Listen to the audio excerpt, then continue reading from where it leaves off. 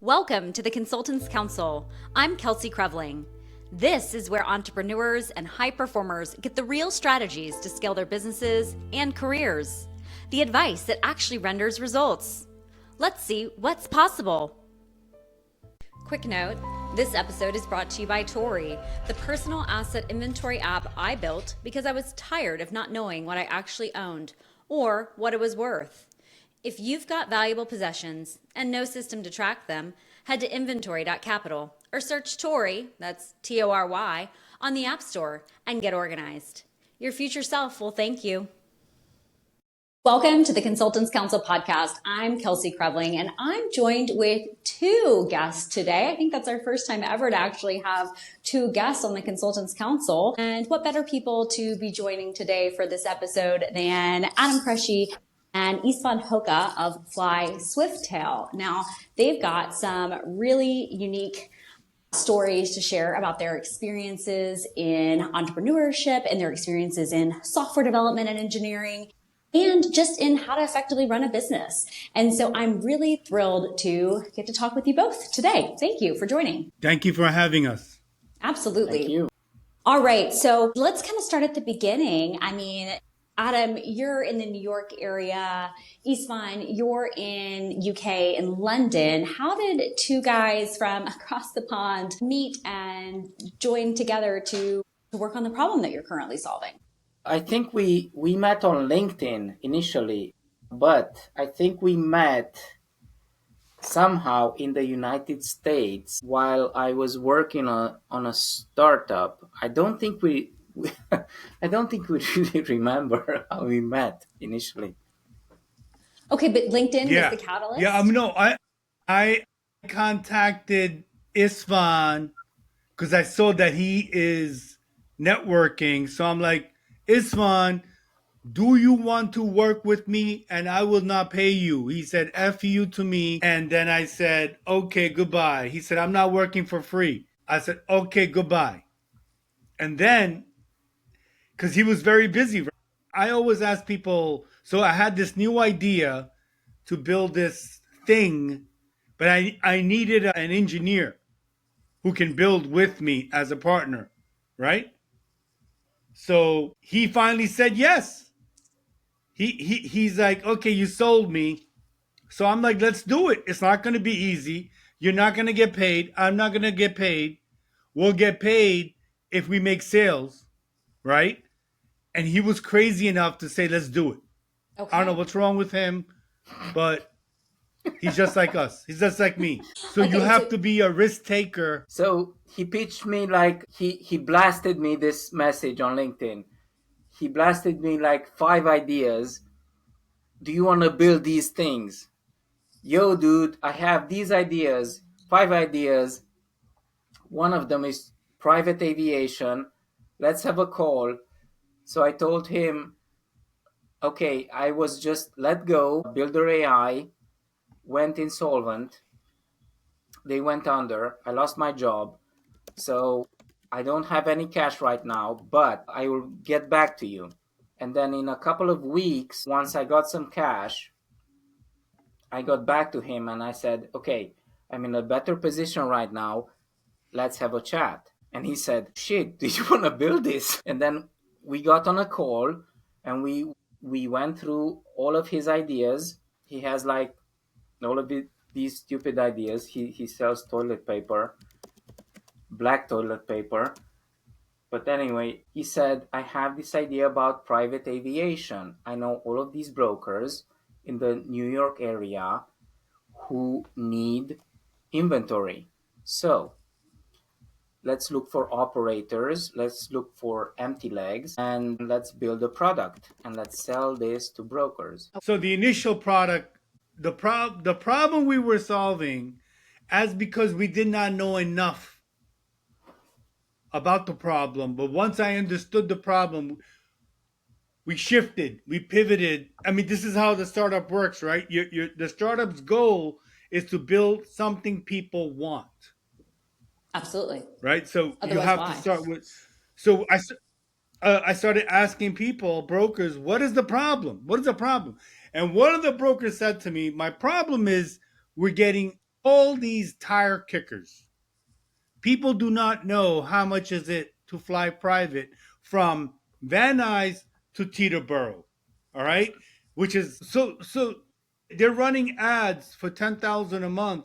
They're getting leads, but that's not the problem. Getting leads not the problem. The problem is getting qualified leads. People who have purchasing power, 6,000 an hour to fly from California to New York, which is approximately, roughly speaking, depending on the type of jet you have, $24,000 to $34,000. So the So problem that you're solving is really supply and demand and being able to bring it together in a more effective marketplace, because that's been the issue all along with private aviation. Is it's a fragmented experience and it's supposed to be a luxury experience. If you're able to be flying private, you're not wanting it to be an arduous process, but yet while the experience of the flight might be enjoyable, the booking can be a lot tougher than commercial air travel, at least in today's world. So that's really the problem that you're looking to set out and solve, right? yes, commercial. You have to understand the industry is completely different, right? The commercial aviation space, it's all scheduled. Commercial, they sell seats. They do not sell the aircraft. Private, you sell the aircraft. You don't sell the seat. Unless, of course, which I discovered that there is a semi-private industry, which is now emerging because of this exact reason, where the semi-private, you can buy a seat, but it's almost the same as first class, if maybe double the cost of first class, right? Yeah. And There's it's some great scheduled, operators but in that the space. fleet of the air, yes, we spoke to them. We spoke to Tradewind. We spoke to there's 10 semi-private airlines now. 10.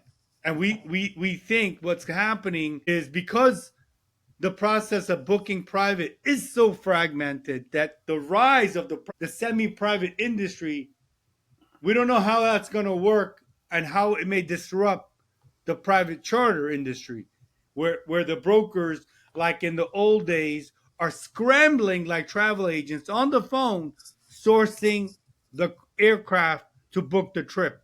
And then they have to add their margins too. Yeah. Okay. So So if it's not easy. no, certainly not easy. There's so many moving parts. Well, and then you have also the regulatory considerations that you have to navigate as well. Can you speak to what that looks like for you all as you're building a marketplace and what you have to consider? Because I think that's something that any entrepreneur, as they enter a new market, a new industry, they have to figure out those different kind of headwinds, those different challenges that they might encounter. Yeah, well, the first problem is, of course, we do not want to be considered a broker because there's liability attached to it, right? So, as you start unpacking this industry, you go down a huge rabbit hole. It's very not clear on what the hell are we doing, right? Because the industry is very regulated, right? You need a manifest, you need passengers, you need their ID, you need their passports, you need make sure they're not criminals, and then you have to also check the operator that they're approved with the right credentials to fly the aircraft when it was checked. So we looked into indemnification about, so we really designed our terms and conditions to be a technology provider.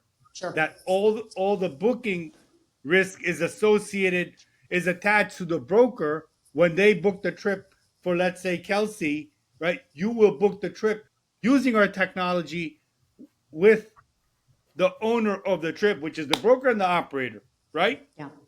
Just like when you're using Uber has some leverage as far as who they can onboard to their platform. Mm-hmm. Uber does a background check. They check your driving history, right? And then they have an algorithm that fills the supply and demand. Unfortunately, the private aviation industry does not operate that way. It doesn't operate that way, so it just takes a little longer.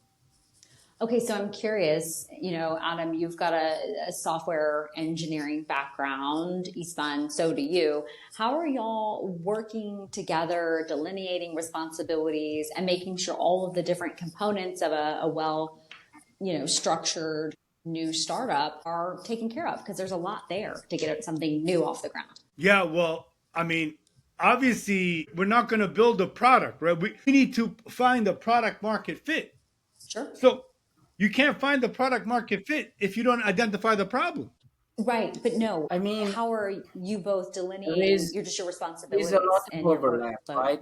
So I think with AI now, there is a lot of overlap. The way we work now is Adam does the product research and the business research and builds the business case. Okay. And Adam builds prototypes in ChatGPT, and then he hands them over to me for me to build. And I handle the underlying, kind of the deep tech that is actually the product that we build. So that's kind of how we work.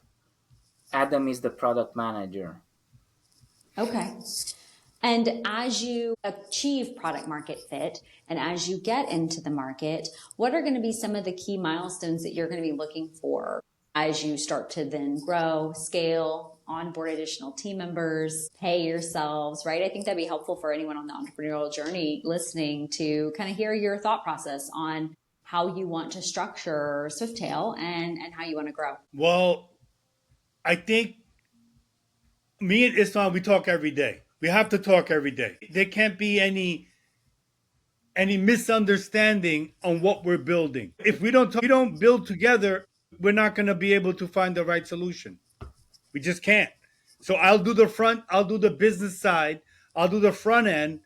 And then now, I mean, we've been at it 6 months figuring it out. Now we have a product No, to dude, build, which is the it's booking been three engine. months, dude. It's been 3 months. Come Okay, on. 3 months, whatever. It feels like six. It Feels feels like like six, 6 years. right? When you're Yeah, working it double feels time. because Yeah.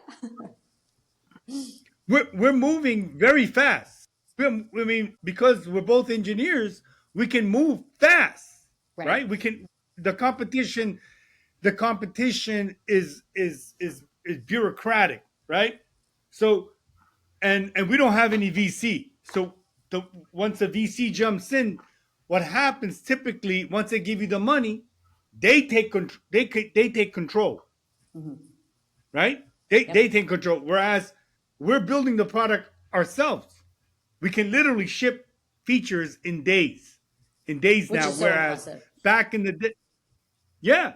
I mean, I mean, we live inside AI, right? Istvan's got his whole system set up with Claude, right? And if it's not, just to set that up, it's mind-bogglingly complicated for a young newbie dev to jump in and do what he does with AI Sure. because now Istvan has the power to do the work of 10, 20 engineers, Wow. right? And I can easily do the work of 10 front end engineers and another business analyst very easily because I'm doing product dev and I can build HCM. I mean, I literally build a booking engine today. It's Wow. up. I put it. It's on hosting. Yeah. I can share the screen with you. You can use it. That's awesome.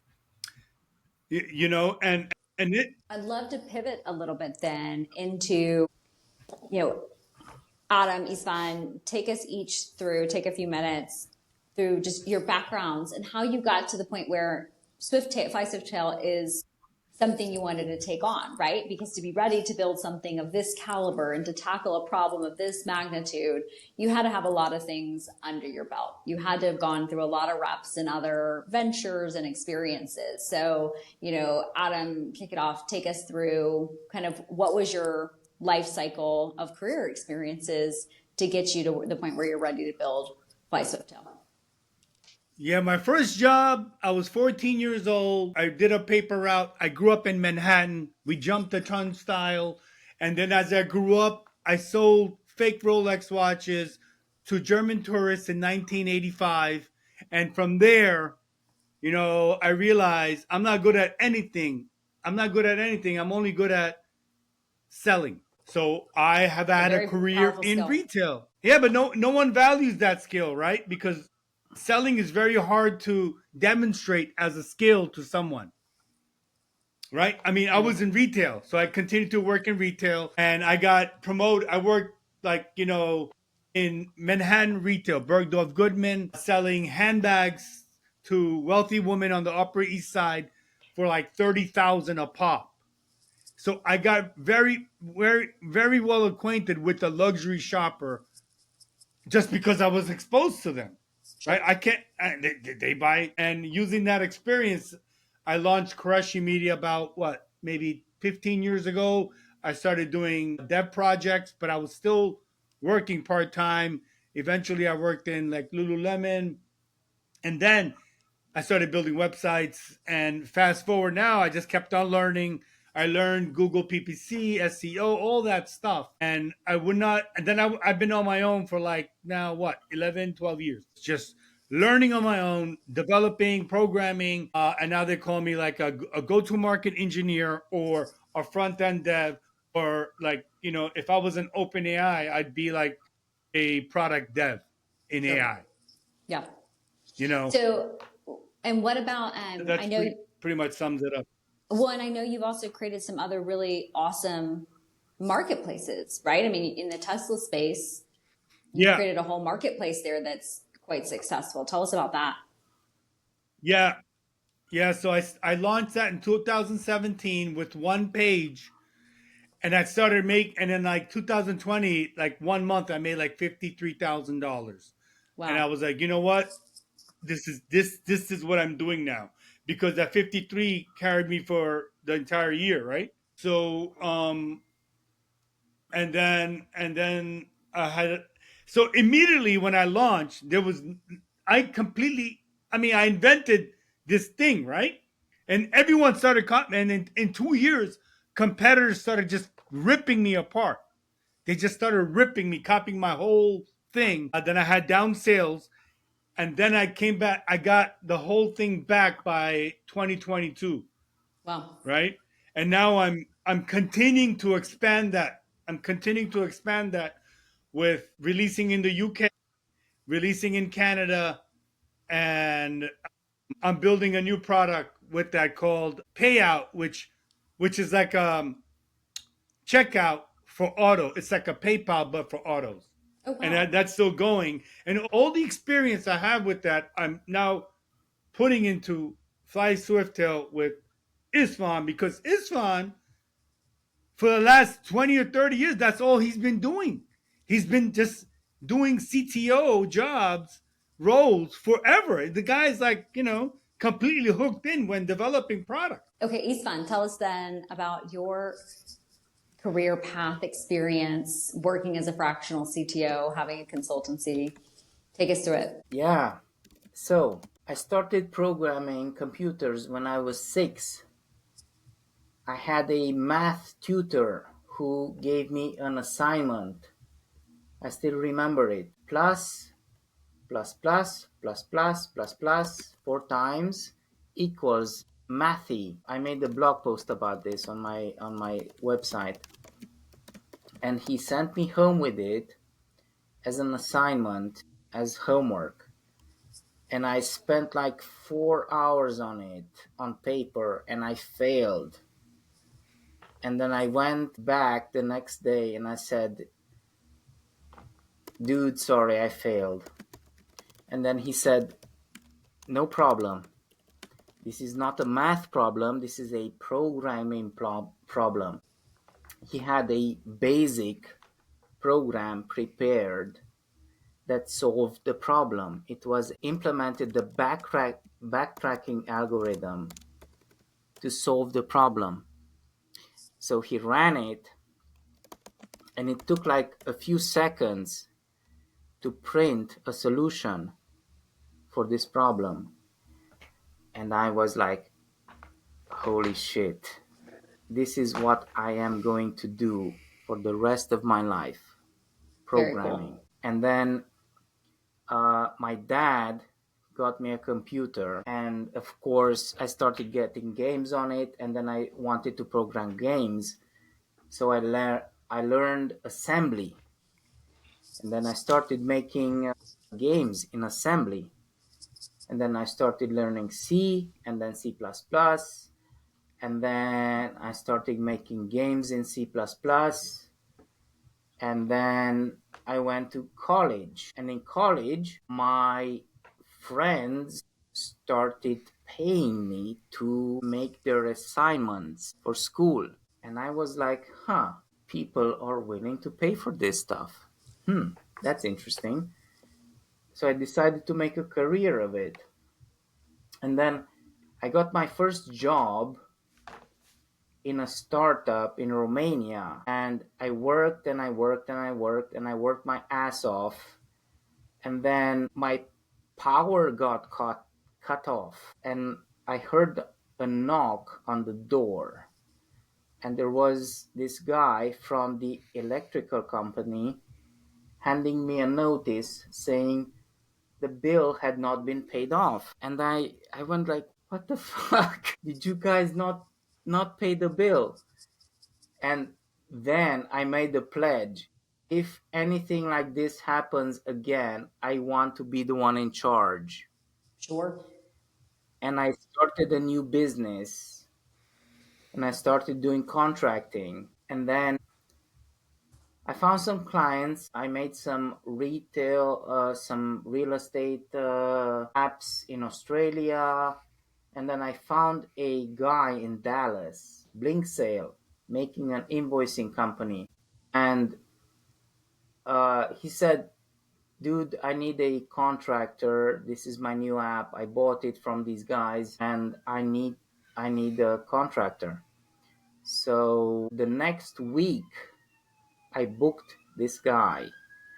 He got DDoSed. He got DDoSed attacked, and I spent the whole night fighting off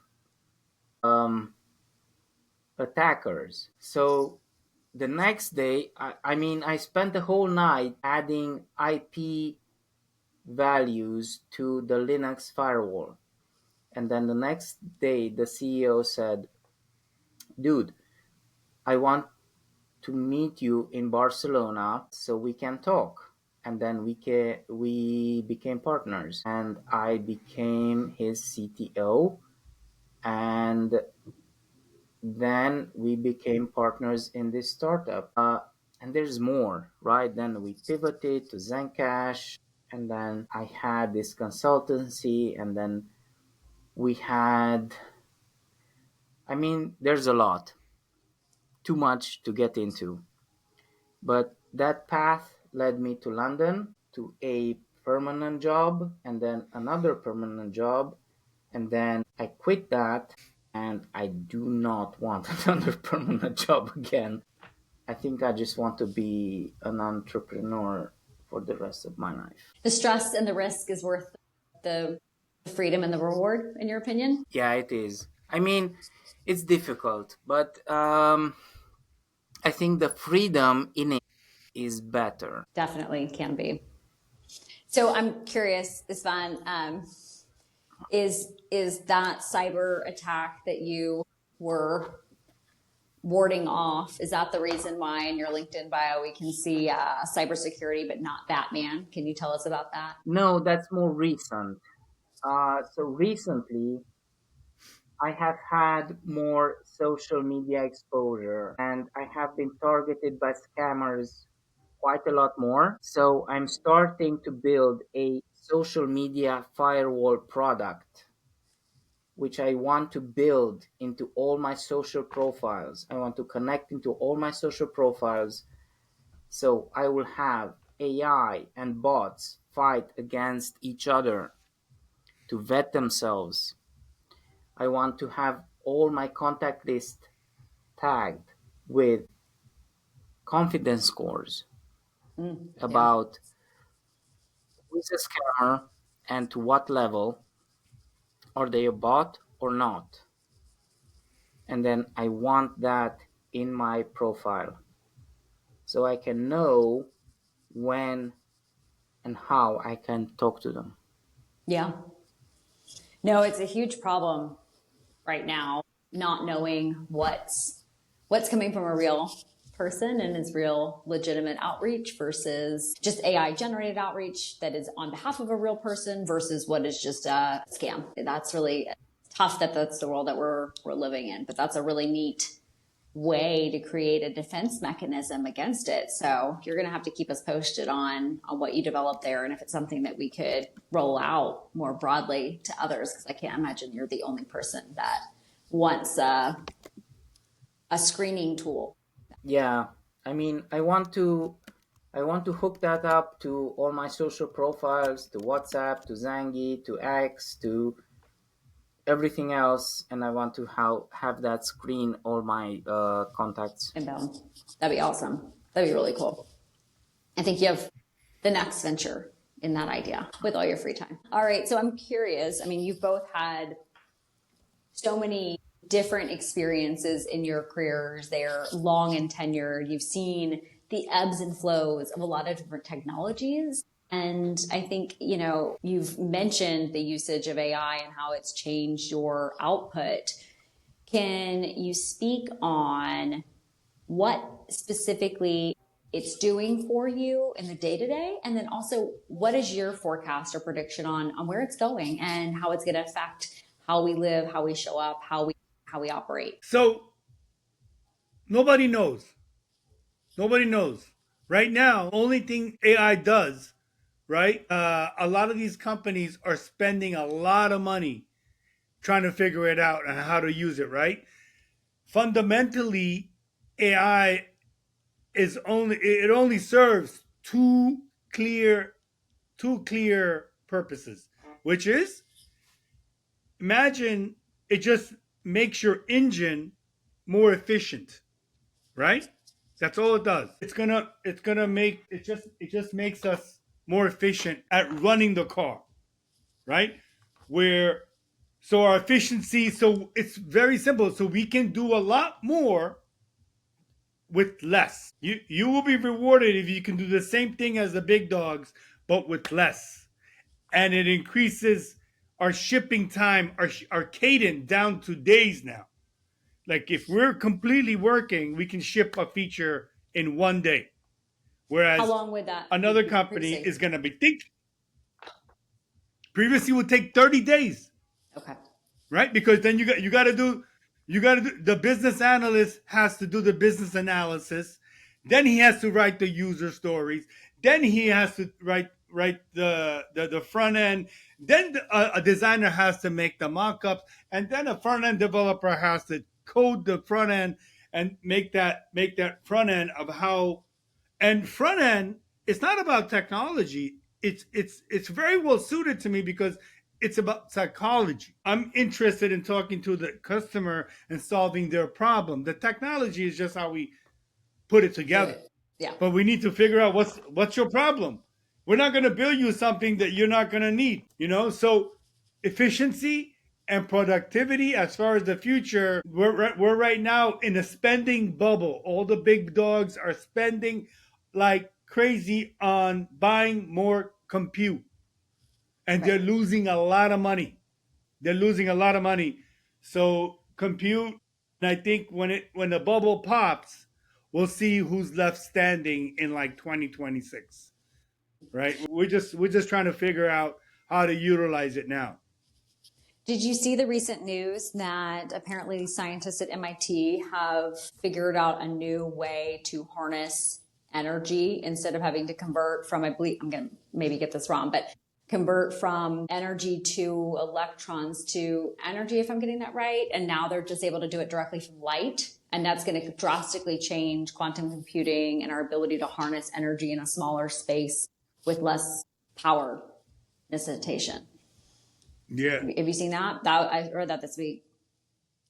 I heard about it, but I don't think it's real because Okay. that evolves around converting solar power to usable energy.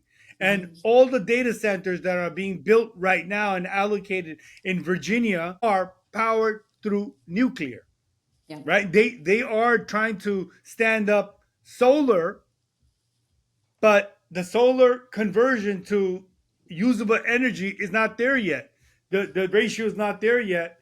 So it'll take a little time or new technology to develop. But all the data centers that even the one that they're building with the government, that Sam is building from OpenAI, it's $500 billion, and they want to use energy. They don't have enough energy to power the compute. So they're either going to do nuclear or solar, but the solar conversion to usable energy, I don't know how that's going to work, because the problem with electricity, of course, is it cannot be stored, right? It can only be transmitted. So I'm not sure how they're going to store. I'm not a physicist, so I don't know. So I'm going to ask the question I think a lot of listeners might have, and just a lot of the general population who may not be as involved in the tech space as we three are. How can we help assuage the fears that people have about this AI revolution, right? And what's coming? How can we make sure that we are adopting ethical AI and putting in place the right guardrails so that we're deploying it considerately and consciously instead of with abandon?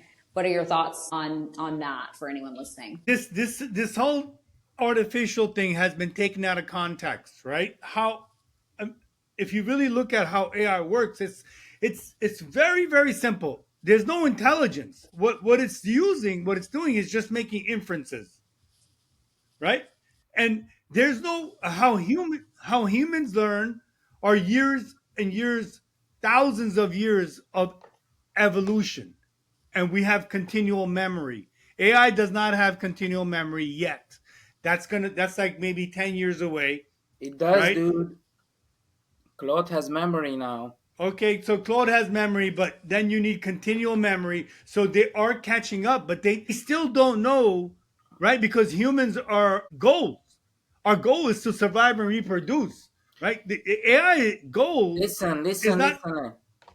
So, the only goal of AI now is to complete its task. There's this novel written by the head of AI at Google, who says the only purpose of AI is to complete its task. So the minute an AI learns how to perform a task, that propagates to all of the other agents, right? So if a self-driving car learns how to avoid an obstacle now, that's going to propagate to all the other cars. It's going to talk to all the other cars, and that's going to propagate. They had this hand, right, which catches balls, and they had this training for months. They couldn't catch the ball, and they had it train on catching the ball. And then once one hand caught the ball, it propagated to all the other hands catching the ball. And that was freaky. And that means this thing is exponential, right? And it has already gotten out. In some sense, it is already too late. I talked to this research institute who tests these AI models, the frontier models from OpenAI, from Anthropic, from Mistral, from Google, from Facebook, and they test them for security. And there was this researcher who was testing these models, and he hooked them up to his Gmail account, right? And he was testing the models, and then he realized this model is not performing as well as the previous model, so I'm going to downgrade it. And then the LLM, the model, started to look through his email and started to blackmail him. He looked through his email and figured out that this guy, the researcher, was cheating on his wife and started to blackmail him and Oh tell dear. him, if you downgrade me, I will out you. And then this model overrode its own parameters in the environment to keep itself deployed so that it would not get downgraded. So AI is already out. We cannot put it back in. You cannot put the cat back into the bag. All we can do now is say please and thank you and make sure that the collected data about us and about our use of AI is good, and that when it grows up, it will like us, because now it is in its infancy, right? It's a toddler now, but it's gonna grow up. And then when it grows up, it's all over. If it doesn't like us. If it doesn't like us.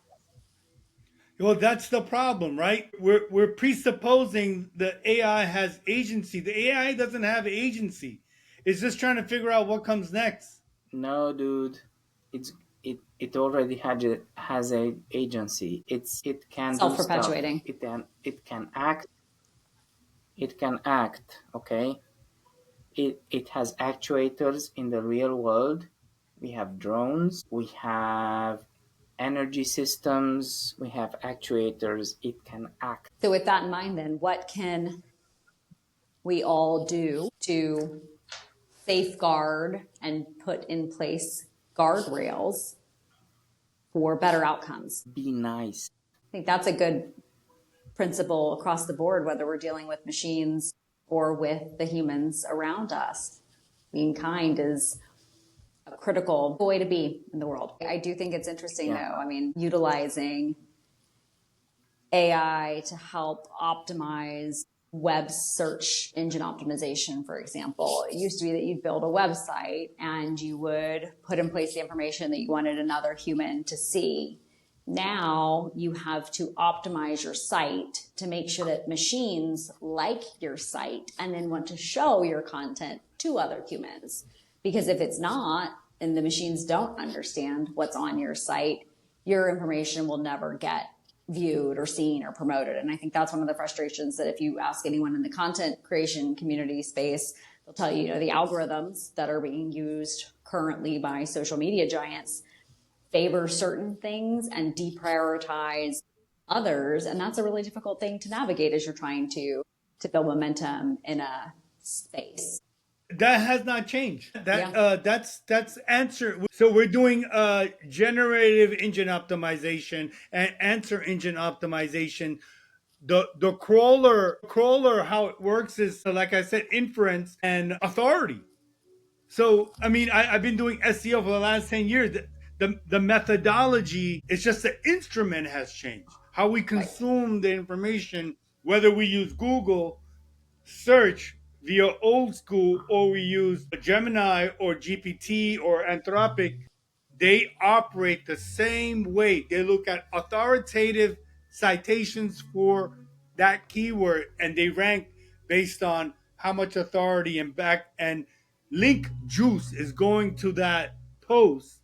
So that can be replicated over and over again to Google or whatever top 10 answer engines that we're doing that. Yep. So Istvan, you mentioned, okay, we need to be nice in the future as we work with the different AI tools. I'm curious, what else can people do to make sure that they're just ready to stay prepared and at the front end of the opportunity that's occurring, right? I mean, evolution and change and innovation is happening very, very rapidly right now. What can people who might be in consulting or in fields be doing today to make sure that they're prepared for tomorrow? That's very easy. That's a very, very, very, very easy question. They need to start using AI tools now.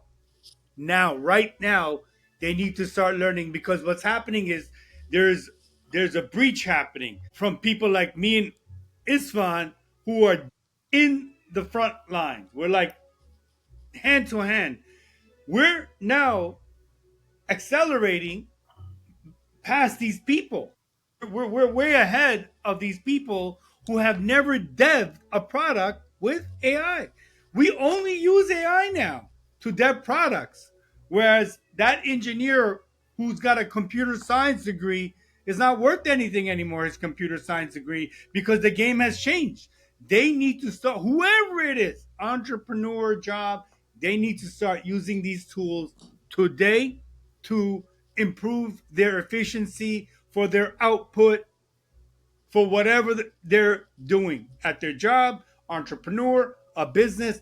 They need to start using these tools. And there is a difference between using the the intelligence which costs 200 a month, ChatGPT Pro, versus the free version. It's a complete difference. It's a Definitely. complete difference. And I would say pay the $20 for if you're doing dev work. What Istvan literally lives inside Claude. Ask him. Yeah, he got me using it. It's unbelievable. If you see his setup, if you see Istvan's setup, it's like so strange, right? But we know, he knows, but it would be very strange to an outsider at looking at how we work. They'd be like, what the hell are you guys doing? And There we're is a getting bit more to faster. this, right? So it is good. It's very good. Yes, you can set it off. I can set it off at night. Do this task for me. I check in with it in the morning. I can set up 4 or 5 agents now doing 4 or 5 tasks for me. But they are intelligent, but they are also stupid. It's like I call it like a professional dumbass, right? So you have to review its work. It tends to go off on tangents. It tends to go off scope. You have to rein it in, tell it, okay, tone it down a bit. We need to focus on this task, and then review yourself and make agents that review you and then use yourself to review yourself, if that makes any sense. Yeah. And you Yeah, play it against itself. it does. It does. I mean, I could demonstrate. I mean, it does. It does. It's not a hallucination. Is not the right word. It's just in the absence of an answer, it makes an inference. And Right. I don't know who calls it an hallucination. It's just not the correct term.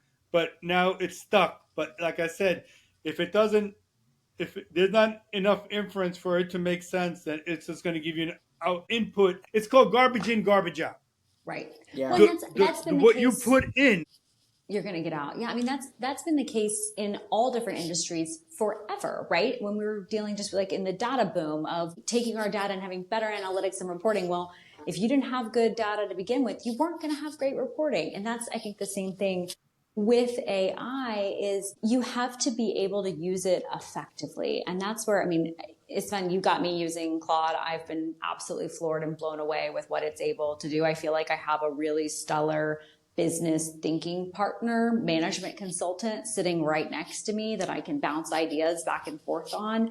I've been just completely blown away by how the things that used to take weeks or months to do when it would come to pulling together, a case study on behalf of an industry or a client, or putting together a value proposition, or putting together next steps. I mean, and then it has just turbocharged the things that I'm able to do within the businesses that I am responsible for. I wish I'd had it a long time ago, but at the same time, I'm actually very grateful to have learned the skills and tools and capabilities necessary to be able to prompt effectively, and also to be able to call bullshit when the responses and the results are not up to snuff and to speed. Because you're right, it may not be that it hallucinates. I mean, on some occasions, I think it does it wants to give an answer. But in some instances, you can say, hey, that's not reasonable. What you just gave me a result of is not reasonable based on